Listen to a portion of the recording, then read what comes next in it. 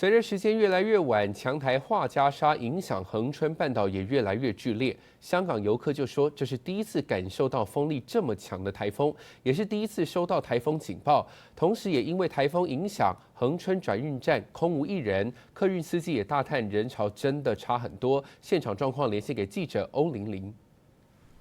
好的，主播，现在记者的所在位置就是在屏东县恒春，我们可以看到目前呢这边的街道尽管现在的风雨是间歇的状况呢，还是可以看到目前的车流量其实是明显的减少。那随着时间越来越晚，气象署也有提醒说，因为这个强台樺加沙的影响，所以目前恒春半岛的话，只要是越晚的话，它风雨是会逐渐的比较明显。那我们也有看到，就是有从香港来玩的游客呢，他们也是有分享了他们今天的心得，我们来听一下稍早访问。今天也有那个台风那个警报，然后9点多就吵醒了，就说6米巨浪什么的，就没有看过这么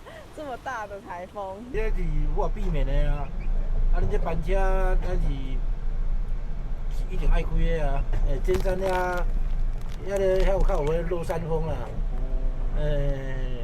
车较大只吼，啊，脚风较对啊，啊，就较慢的哈。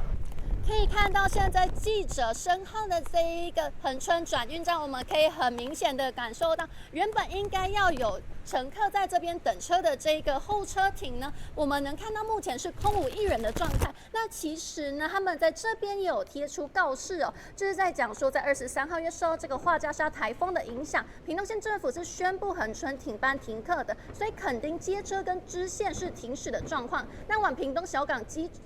机场、高雄车站、左营高铁站以上4条路线呢，都是正常的行驶。那我们刚刚也问过目前的招人员，他们是说，因为受到这个台风的影响，所以今天跟明天的所有恒春的街区的公车都是所有是停驶的状况。那目前已经确认说，至少会影响到至少20辆的公车。那这边中央气象署也有提醒说呢，因为目前呢，这个恒春半岛还是在警戒的范围，所以还是提醒民众呢，如果出门在外的话，也可以就是确保人身安全。那如果有居民是需要搭乘公车的部分呢，其实呢也是可以呢，就是先上网查询来确保说是要提早出门呢，还是更改一些行程的部分。那以上就是记者掌握的最新情形。